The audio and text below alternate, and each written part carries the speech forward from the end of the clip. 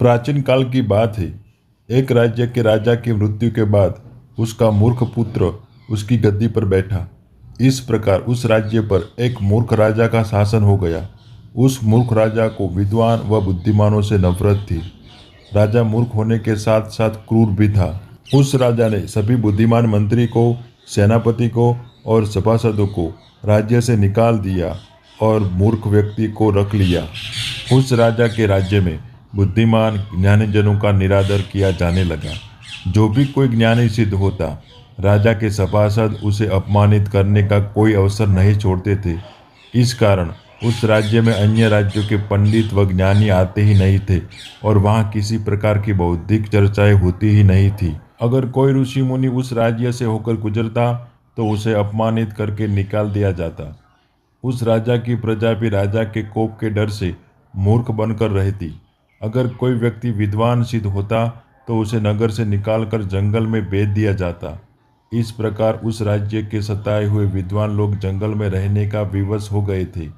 एक बार कोई सिद्ध महात्मा उस जंगल में से होकर गुजरे। राजा द्वारा सताए हुए विद्वान लोगों ने महात्मा को देखा और उनको प्रणाम किया। विद्वान लोग ने महात्मा को अपनी दुख भरी कहानी बताई और महात्मा से इसका समाधान पूछा। महात्मा अंतर्यामी थे।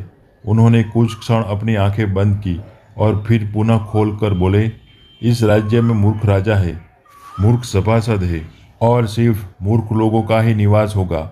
उस राजा और राज्य का पतन सुनिश्चित है।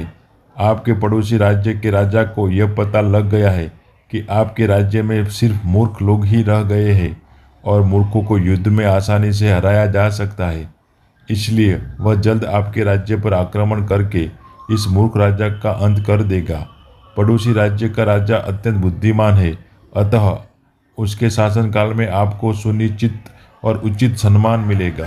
ये कहानी हमें यह सिखाती है, जहाँ ज्ञानी, विद्वान और बुद्धिमानों को उचित सम्मान व आदर नहीं मिलता, वहाँ कभी विकास नहीं हो सकता।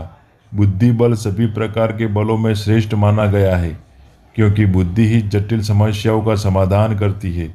विद्वान समाज को विकसित करने में महत्वपूर्ण योगदान देते हैं। इसलिए किसी भी देश के शासन को अपने देश के विद्वानों को उचित आदर और सम्मान देना चाहिए। ऐसी ही मोटिवेशन कहानी सुनने के लिए इस चैनल को सब्सक्राइब करना ना भूलें। धन्यवाद। आपका आभार।